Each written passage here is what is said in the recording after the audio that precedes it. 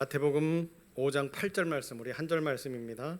같이 이 말씀 읽도록 하겠습니다. 마태복음 5장 8절입니다. 같이 읽습니다.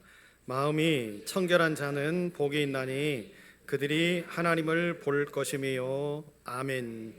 하나님 말씀 듣습니다. 부족한 것 십자가 뒤에 감추시고 하나님의 말씀만 증거하게 하실 때에 함께 예배드리는 아름다운 교회 모든 식구들과 은혜 나누게 하여 주옵소서.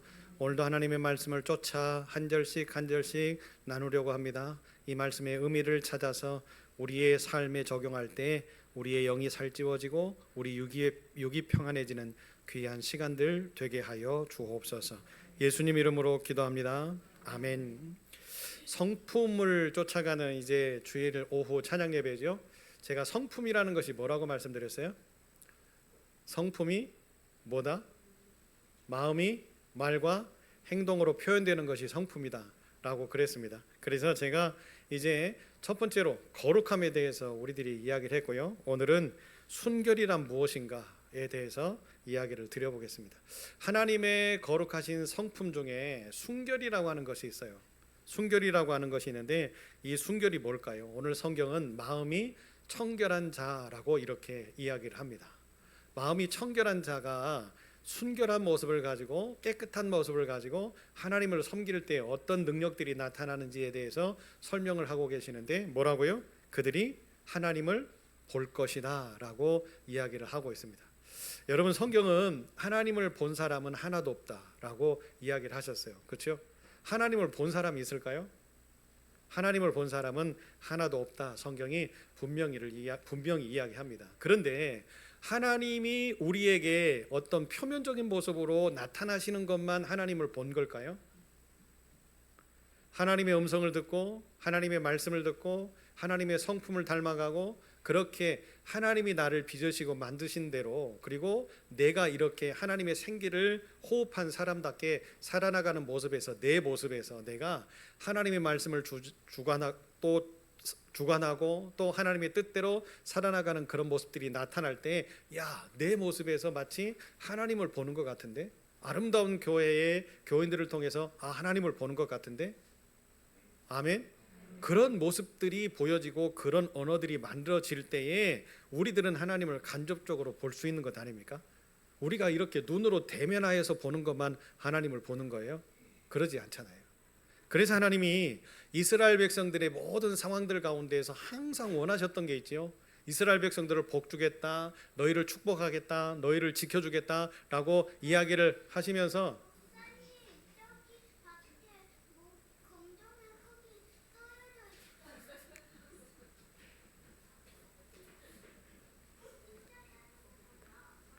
얼마나 이뻐요. 예배 시간인지 아닌지 그것도 모르고, 그죠? 뭔가 문제가 있으니까 누구를 찾아와요? 우리 은지는 목사님이 모든 걸 다 해결해주는 해결사라고 생각하니까 항상 저만 쫓아다니고, 얼마나 이쁩니까? 그런데 여러분, 반대적으로 우리는요, 이렇게 하나님을 쫓아다녀야 돼요. 문제가 있으면 그냥 하나님 찾고, 이게 지금 예배 시간인지 아니면 내가 삶을 사는지 그거하고는 상관하지 않고 그냥 문제만 생기면 하나님을 찾으면 다 해결된다라고 하는 확신. 우리 은지가 이 시간에 목사님을 찾으면 무엇이든지 다 해결된다라고 하는 확신을 갖는 것처럼. 아멘. 그래서 이스라엘 백성들이 살아가는 삶의 모습들 가운데에서 항상 문제가 생겼잖아요. 그죠? 고난이 생겼고 아픔이 생겼고. 그런데 고난이 생기고 아픔이 생겼던 그 원인을 우리들은 알아야 되죠. 그 원인이 어디에서 나왔어요? 하나님이 분명히 이스라엘 백성들에게 이야기를 했는데, 또 하나님의 백성들에게 약속을 했는데, 이야기를 한 내용에 대해서 이스라엘 백성들이 지키지를 않고 하나님이 약속한 내용을 지키지를 않으니까 하나님이 어떻게 하신 거예요? 그들에게 진노하시고 어느 때는 그들을 치시기도 하시고, 그러지요. 이웃 나라를 들어서 그들에게 경책하게도 하시고. 뭐 하라는 거예요? 깨달아라, 좀 제발 깨달아라. 그러면서 하나님이 이스라엘 백성들에게 이야기하셨던 게 있어요. 좀 깨끗하게 살자, 거룩하게 살자, 은혜롭게 살자. 이것을 한마디로 함축을 하면 뭐예요? 순결하라 라고 이야기를 하는 거예요. 그래서 하나님을 믿는 백성들은 뭐 해야 됩니까? 깨끗해야 됩니다. 여러분, 순결이라고 하는 것이 뭘까요? 순결이라고 하는 것은 깨끗하다, 정결하다라고 하는 의미들을 가지고 있어요. 또 한 단계 깊숙이 들어가면 이런 의미가 있습니다. 오염되거나 때가 묻지 않은 상태를 순결하다라고 이야기를 합니다. 레위기서를 보면 부정한 것과 또 부정하지 않은 것에 대한 정결의식에 대해서 굉장히 강조하는 것을 볼 수 있잖아요. 그죠? 부정한 것은 부정하다라고 이야기를 하고 그 부정한 것은 하나님께서 부정하다라고 규정시켜 놨으니 그것을 또 먹지도 않고 만지지도 않고 가까이 하지도 않고, 그 하나의 좋은 예가 뭐예요? 하나님이 부정하다라고 이야기를 했을 때 죄의 모습이잖아요. 그렇죠? 죄의 모습이 인간들의 눈으로 볼 때는 아름답게 보이기도 하고 보암직스럽기도 하고 먹음직스럽기도 하고 마치 선악 것처럼 그런 모습처럼 우리에게 다가올 수 있어요. 보여질 수도 있어요. 그러니까 사람들이 혹해서 어떻게 합니까?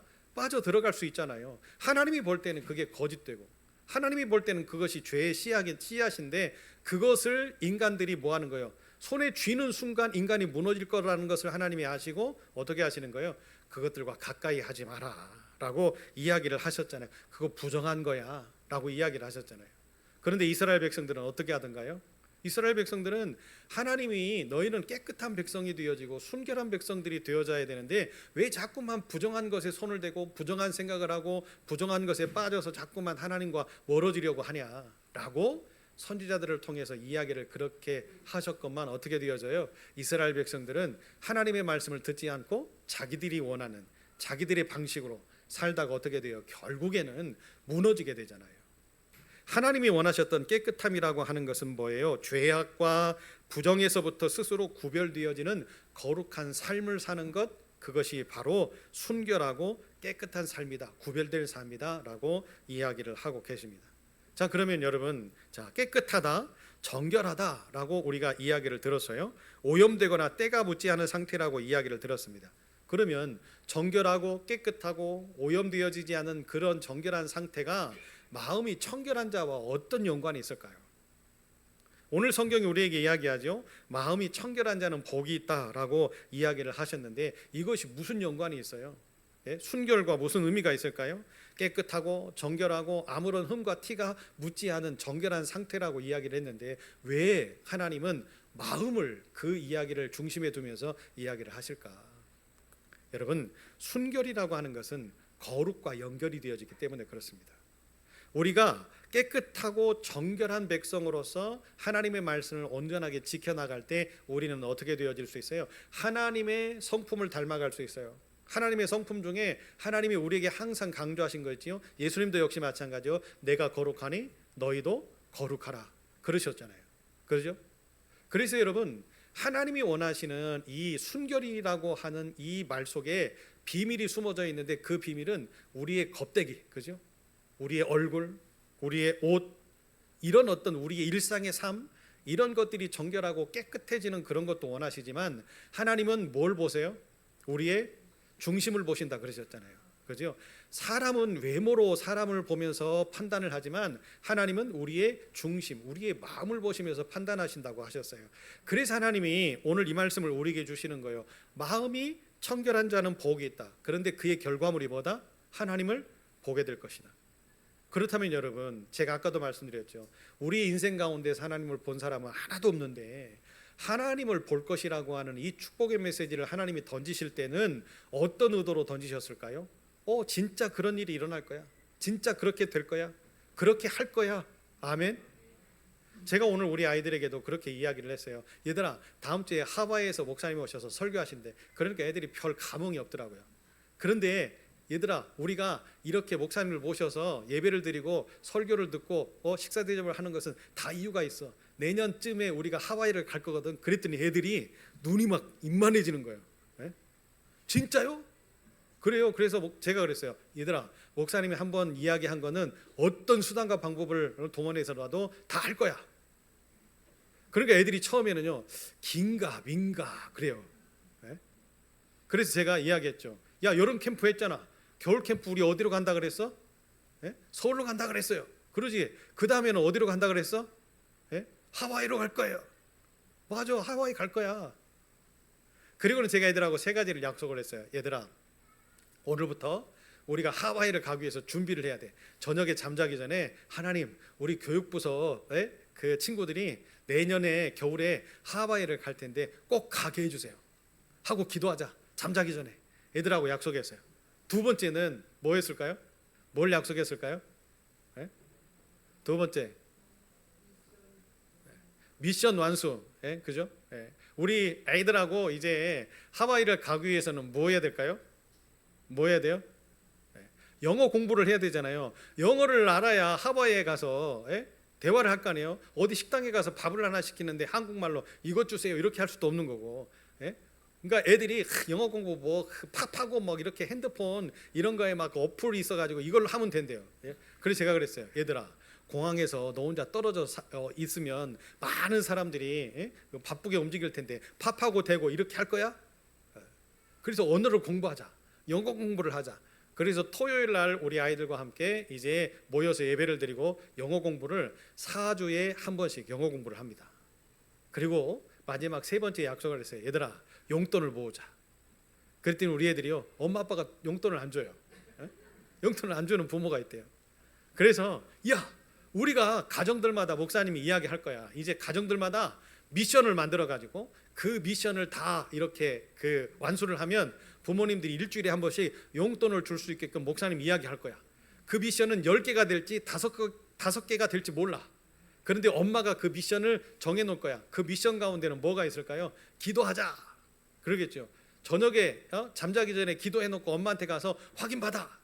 카톡방을 만들어 가지고 애들한테 그걸 나 기도했어요 이렇게 확인을 하고 싶은데 이게 안 되잖아요.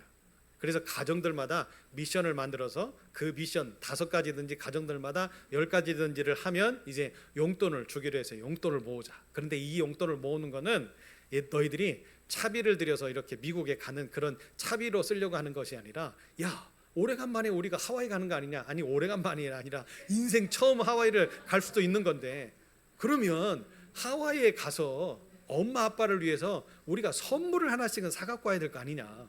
그리고 하와이에 가서 친구들한테 야, 나 하와이 갔다 왔다 자랑질을 하려면 뭔가 기념할 만한 선물을 친구들한테 줘가면서 나 하와이 갔다라고 이렇게 뻐겨야 될 거 아니냐. 그럴 이유로 우리가 용돈을 모으자.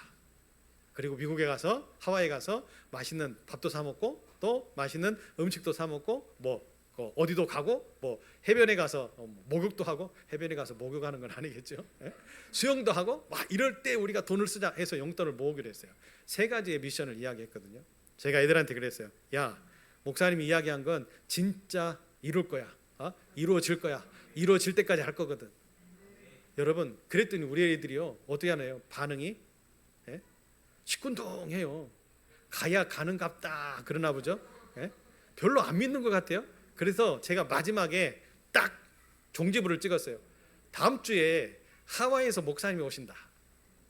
이제 목사님이 70세인데 할아버지잖아. 사모님하고 같이 오시는데 야, 우리가 눈도장을 찍어야 될 거 아니냐. 그러면 이쁘게 하와이에서 오시는 목사님한테 인사를 해야, 아름다운 교회의 교육부서 누구입니다. 안녕하세요 목사님 반갑습니다 해야 니네 나중에 하와이 갈 때 목사님이 아이스 깨끼라도 하나 더 사줄 거 아니냐. 그 인사하자 하고 우리가 약속을 했어요. 아멘 안 하시네요.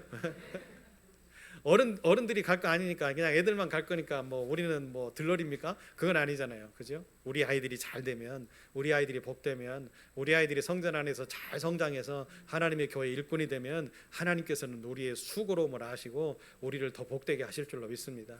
제가 왜 이 말씀을 드리느냐 보세요. 인간도 인간에게 우리 자녀들에게 한 이야기를 지키려고 하듯이 우리 하나님도 우리에게 하신 말씀을 지키시는 하나님이라는 것을 제가 여러분에게 말씀을 드리려고 이야기를 드렸어요.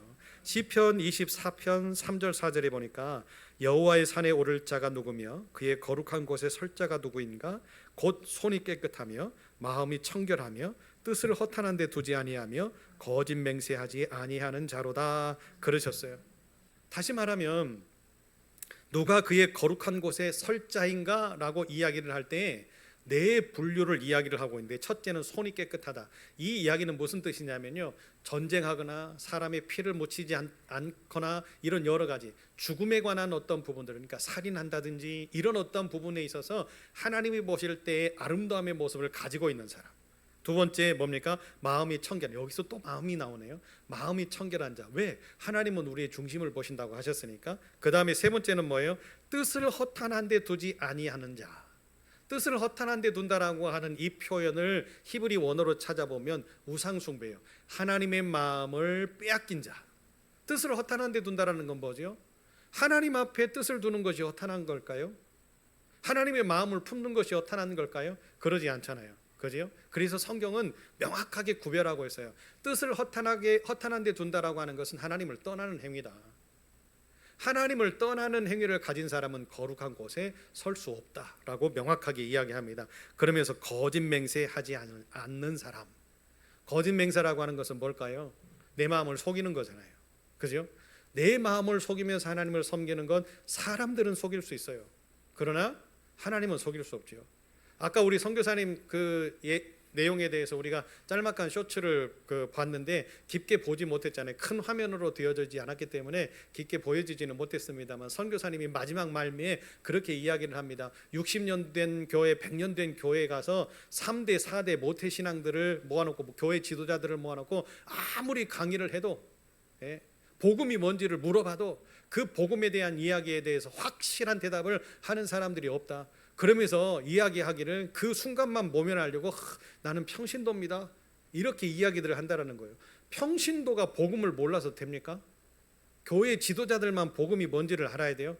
그렇지 않다라는 거죠. 그러면서 그들의 모습 속에서 어떻게 하는 거예요? 신앙의 연조론이 있고 신앙생활을 해온 경험이 있고 그러니까 막 기도문들은 막 거룩하게 사람들이 듣기에 막 귀가 듣기 좋은 어떤 언어들을 가지고 기도하지만 그 기도에 대해서 책임지려고 하는 모습들은 전혀 없는 양심에 화인받은 자들이라고 이야기를 하잖아요. 그러면서 교회 장로, 교회 집사, 교회 권사 거기에 하나를 꼭 더 넣으셨으면 좋을 뻔했는데 교회 목사 이 말을 꼭 좀 넣으셨으면 좋겠는데 선교사님이 교회 가서 평신도 사역을 하다 보니까 거기서 목사는 뺀 것 같더라고요. 다음에 제가 만나면 목사님 목사를 꼭 좀 거기다가 좀 집어 넣어 주십시오. 제가 이야기를 하려고 하는데 왜 그래요? 여러분 교회에서 어떤 신분? 이게 중요한 게 아니잖아요. 목사는 하나의 직분으로서 뭐 하라고 주신 거지요? 교회를 치리하고 다스리라고 주신 거잖아요. 말씀의 권세를 가지고. 그러지요? 목사가 된 게 뭔 권위입니까? 아까도 제가 이야기했잖아요. 그렇죠? 제 목사의 말에 여러분 맹목적으로 순종할 이유가 전혀 없는 거예요. 네?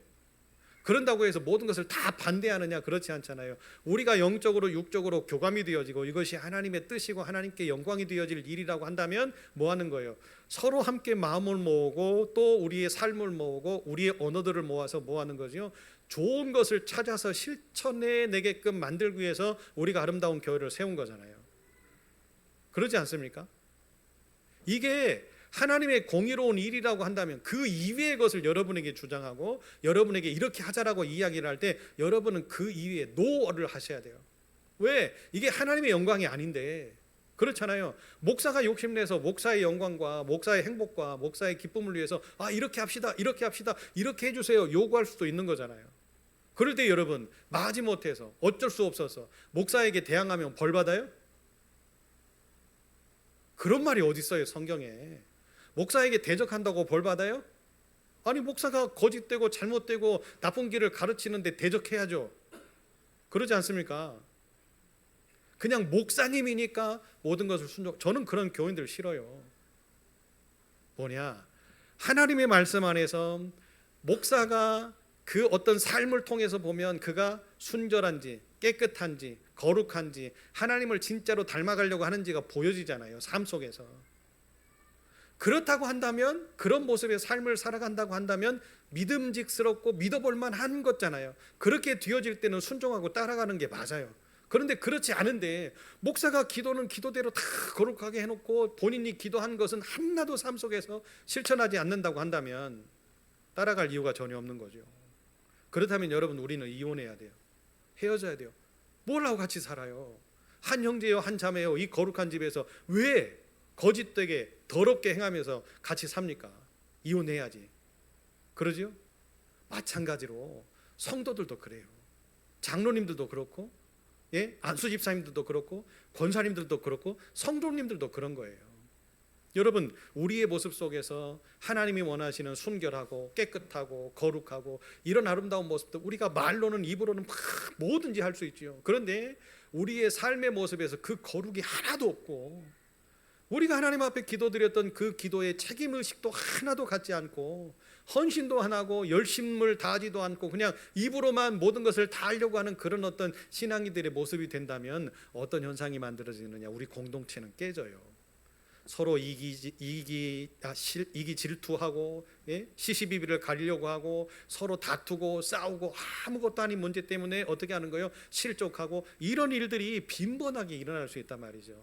왜 그럴까요? 신뢰가 깨어지기 때문에 그래요. 우리의 신뢰를 깨뜨리는 것은 우리의 마음속에 이미 무언가 균열이 생기고 있다는 거죠. 오늘 낮예배 시간에도 말씀드렸지만 마귀는 그것을 명확하게 알고 우리의 마음속에 침투를 해서 별것도 아닌데 이렇게 야 목사님이 네가 해야 될 일인데 너한테 이야기 안 하고 누구 어떤 집사님한테 이야기하던데 그럼 뭐예요? 뭐야 내가 지금까지 열심히 했는데 최선을 다했는데 왜 목사님이 그 사람한테 이야기하지?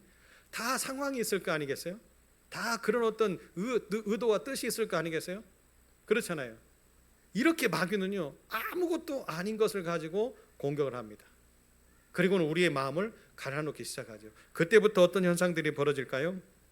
하나님 중심의 삶을 살아가지 못하게 만들어요. 그래서 시편에 다윗은 그 상황과 형편들을 알기 때문에 하나님 앞에 기도합니다. 어떻게 해요? 하나님이 중심의 진실함을 바라보신다는 것을 안 다윗은 하나님이여 내 속에 정한 마음을 창조하소서라고 기도합니다.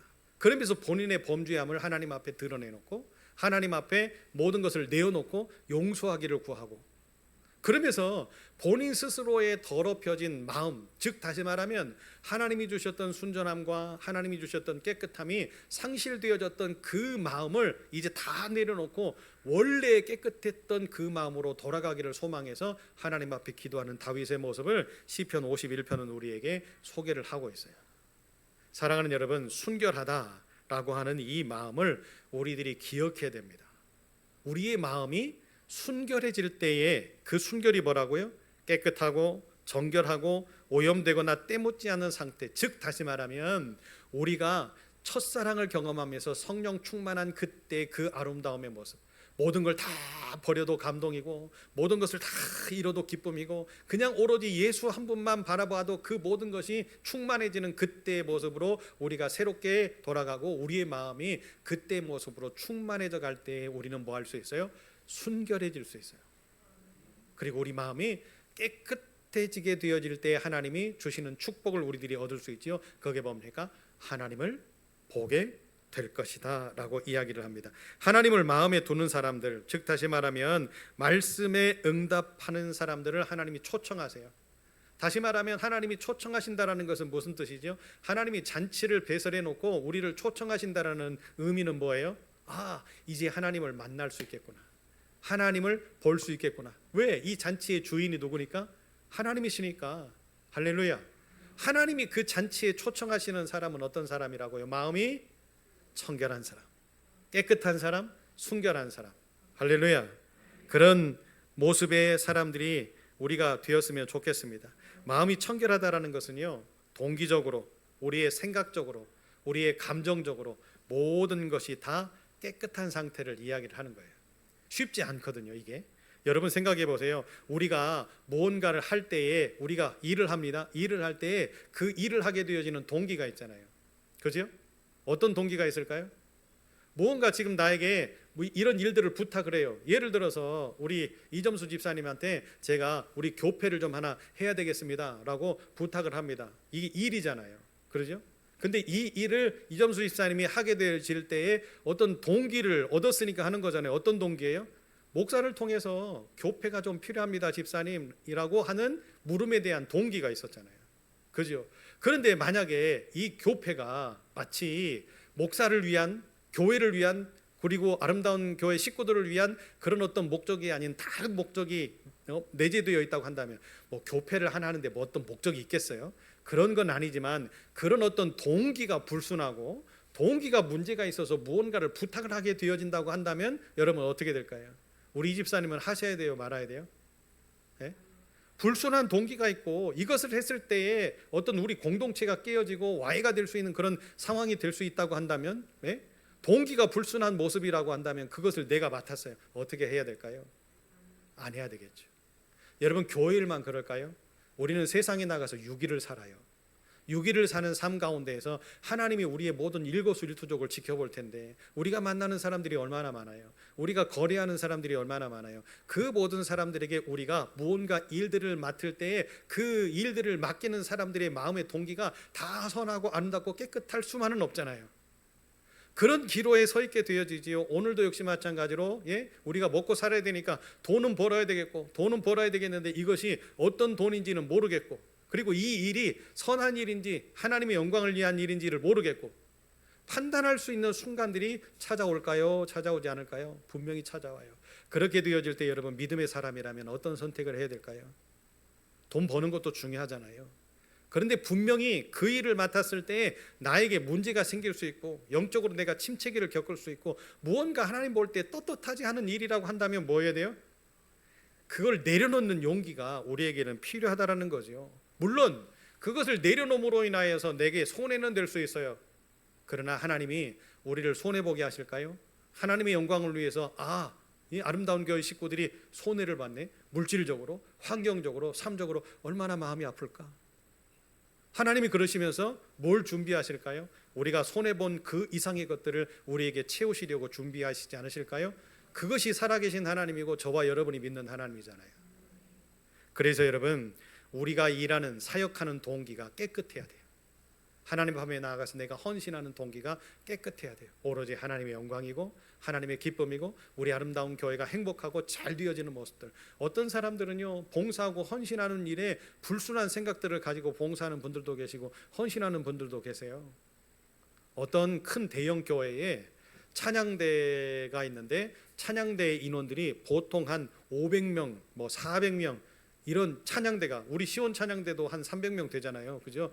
그러니까 큰 교회 찬양대들은 막 몇백 명씩 되거든요.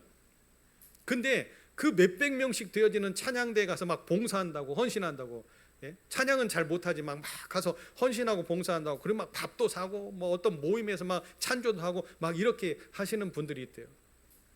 어떤 의도일까요? 나중에 장로 되려고. 글쎄요, 장로가 되시는 게 그런 모습으로 되신다고 해도 하나님의 뜻이겠지 이렇게 생각할 수도 있잖아요.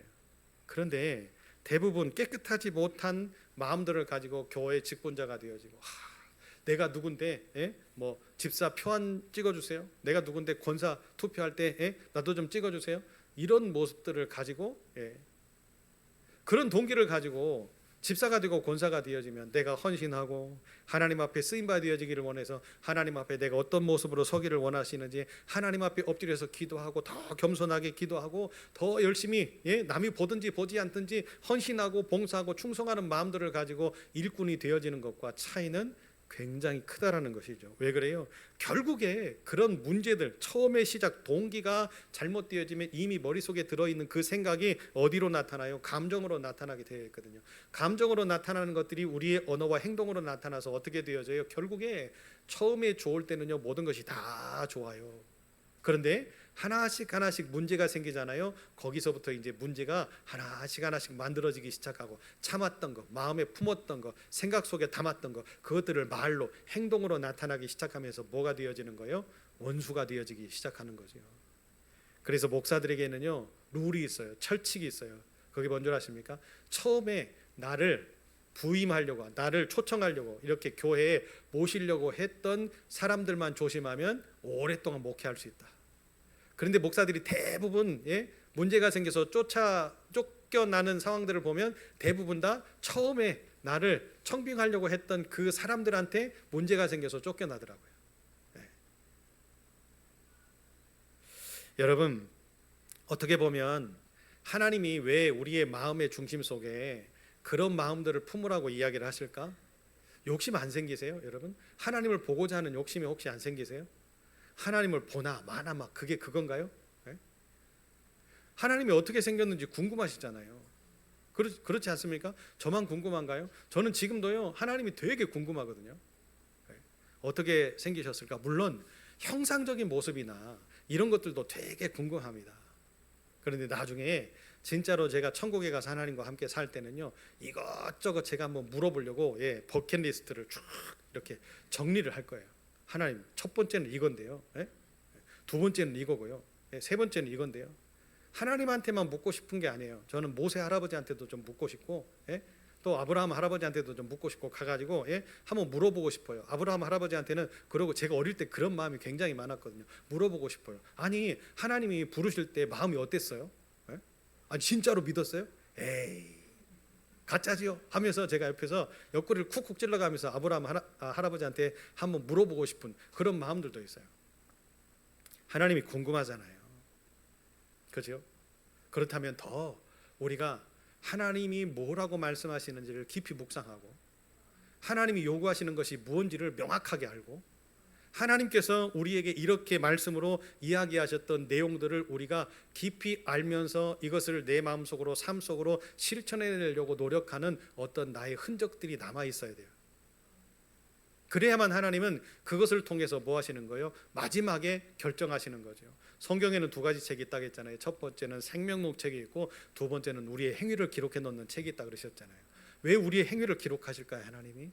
물론 심판대 앞에 세우셨을 때 우리의 행위들을 낱낱이 보시고 확인하시려고 우리의 행위를 기록해 놓으실 수도 있을 거예요. 그러나 하나님의 나라에 가서 어떤 일꾼이 될까, 어떤 모습에서 이렇게 최 목사 저녁은 어디에다 쓰지? 저의 모든 행동, 저의 모든 성격, 저의 모든 언어 이런 모든 것들을 다 기록해 놓으시고 어떠실까요? 천국에서 어디 저 한쪽 구석에서 무언가 하나 필요한 일이 있을 때 하나님이 기억하시는 이 자리는 최 목사 저 녀석이 제격인데 저기를 보내야 되겠다. 아멘 안 하시네요. 제가 천국 간다는 게 뭐 마음이 아프시고 배가 아프세요? 여러분 보세요. 왜 하나님이 이렇게 준비하실까? 왜 하나님은 미리 다 준비해 놓고 그 준비되어진 내용들을 하나씩 풀어서 우리한테 이렇게 던져주시고 이렇게 던져주시고 오늘도 마음이 청결한 자는 복이 있다고 이야기하시면서 야 너희들이 하나님 볼 거야. 그 마음이 청결한 것은 뭐예요? 정직하고 그러죠? 깨끗하고 정결하고 오염된 것이 하나도 없는 순결한 상태. 그런데 그것이 어디에 있어야 된다고? 우리의 마음에 있어야 된다고. 말씀을 정리합니다. 카타르시스라고 하는 말이 있어요. 카타르시스라고 하는 말을 여러분 많이 들어보셨죠? 이 카타르시스라고 하는 것은 상담학이나 심리학에서 많이 쓰는 단어입니다. 원래 이 카타르시스는요 헬라어 카타로스에서 시작이 됐어요. 카타로스는 어떤 뜻이냐면 아무런 오염이 없이 깨끗한 옷을 설명을 할 때 사용을 하는 것이 카타로스입니다. 이 카타로스에서 이제 그 변천이 되어진 내용이 카타르시스인데 카타르시스는 이런 거예요. 감정적인 긴장이나 스트레스를 해소하는 과정을 설명할 때 카타르시스라고 이야기를 합니다. 쉽게 설명하면 이런 거예요. 슬플 때 여러분 실컷 울었잖아요. 실컷 울고 난 다음에 어딘가 모르게 마음이 후련한 거 있잖아요. 그죠? 그런 적 없으세요? 실컷 울고 났더니 마음이 후련하고 개운해요. 그게 카타르시스랍니다. 뭐냐? 오염되지 않고 거짓되지 않고 내 생각이 가미되어지지 않는 그냥 순전하고 순결한 상태. 우리의 삶 가운데에서 여러분 이런 순전한 모습에 이물질이 섞이지 않는 순전한 삶, 카타르시스와 같은 그런 삶의 모습을 우리에게 경험케 해주시는데 누가요? 성령님이. 그렇죠? 성령께서 항상 우리가 오염되지 않고 우리의 생각이 허탄한 데 두지 않고 우리의 마음이 항상 하나님께 가 있고 하나님 말씀 속에 가 있고 그것들을 실천하려고 몸부림칠 때에 하나님께서는 우리의 삶이 모든 순간이 모든 시간이 카타르시스가 되게 만들어 주실 줄로 믿습니다. 그냥 하나님으로 행복한 상태. 모든 문제를 해결해 놓고는요 아무런 생각이 들지 않고 그냥 고요한 상태. 그런 상태가 여러분 우리의 삶 속에서 경험되어질 때가 있거든요. 그때가 언제인 줄 아세요? 기도할 때. 아침에 일어나서 그 고요한 순간에 우리가 기도할 때 하나님을 찾고 아무 말 하지 않아도 하나님과 내 마음이 교제가 되어지면서 고요하게 하나님의 음성을 기다리는 그 순간, 그때가 바로 카타르시스입니다. 하나님은 분명히 우리에게 그런 평안함과 고요함과 행복한 순간을 주게 하실 텐데 저는 이럴 때 카타르시스를 느끼고 싶어요. 하나님 얼굴을 찬하고 볼 때 천국에서 카타르시스를 느끼기를 소망하면서 버킷리스트 1번 카타르시스 이렇게 써놓고 하나님 앞에 제가 기도해 보고자 합니다. 여러분 우리가 순결해질 때 청결한 마음을 가질 때 하나님을 볼 수 있다 하셨던 이 마음을 꼭 마음속에 새겨두며 이 하나님의 이 성품, 그죠? 순결, 깨끗함, 청결함을 소유하고 유지할 수 있는 우리 교회가 되어질 때에 하나님은 우리의 꿈과 미래를 열어주시고 행복한 교회, 진짜 부안에서 아름다운 교회, 아니 온 세계에서 아름다운 교회 만들어 주실 줄로 믿습니다. 그 믿음으로 최선을 다하는 저와 여러분의 일주일이 되었으면 좋겠습니다.